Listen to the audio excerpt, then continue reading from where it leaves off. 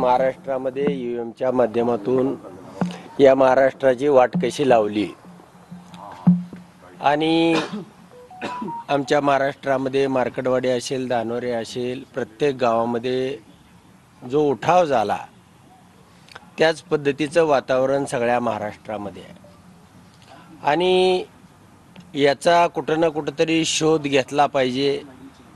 दिल्लीची निवडणूक आहे, या निवडणुकीच्या माध्यमामधून त्यांना दिल्लीमध्ये पकडायचं किंवा उद्या बिहार आणि इतर गोवा काय राज्याच्या निवडणुका त्यामध्ये पकडायचं।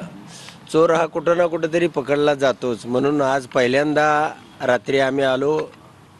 संजय राऊत साहेब आमचे नेते आहेत, गेले अनेक वर्ष अनेक दिवस ते लढाई करतायत, अगदी जेलमध्ये सुद्धा त्यांना टाकून त्यांचा आवाज दाबण्याचा प्रयत्न केला, पण ते ज्याही हिमतीनं लढले त्याच हिमतीनं आम्ही सुद्धा लढतोय, परिणामाची चिंता न करता लढतोय।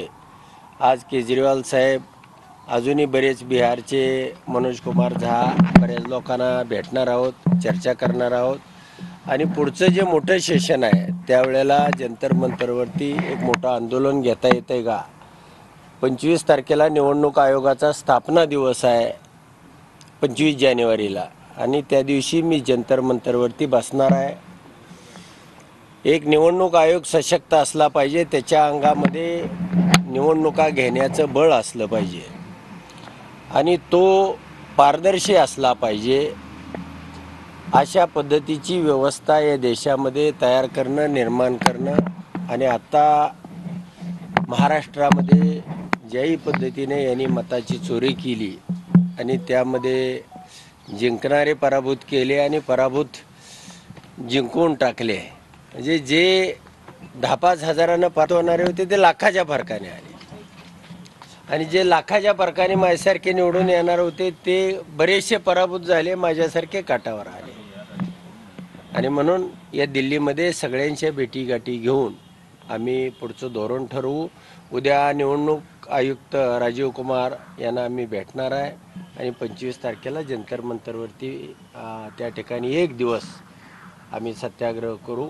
आज पहिली भेट आहे, काय घडलं महाराष्ट्रामध्ये त्याचा डाटा मी संजय राऊत साहेबांना देईन। 25 तारखेच्या धानोरे गावात एक मिनिट 25 तारखेच्या आंदोलनात कोण सोबत असणार आहे? नाही, आता चर्चा होईल, 2-3 दिवस आहे दिल्लीमध्ये। सगळ्यांशी भेटल्यानंतर आमची कॉन्स्टिट्यूशन क्लबला प्रेस होईल, त्यामध्ये आम्ही ती जाहीर करू कोण कोण बसणार आहेत आणि कोणीही नाही बसला तरी मी 3 लाख लोकांचा प्रतिनिधी आहे, मी बसलो म्हणजे 3 लाख लोक बसले असं समजून चालाय। राहुल गांधी गावानंतर दुसरं गाव हात वरती करून वोटिंग सिनेरिओ करतोय।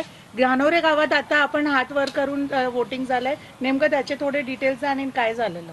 नाही, धानोरे गावामध्ये त्या लोकांचा असा असंतोष होता की आमच्या गावामधून 50 मतं सुद्धा जायला ना पाहिजे होती आणि जाणारी नाही। सगळ्या गावानं ग्रामसभा बोलवली आणि त्या ग्रामसभेमध्ये सगळ्या 600 महिला 600 पुरुष असे 1206 लोकांनी हात वर करून मतदान घेतलं।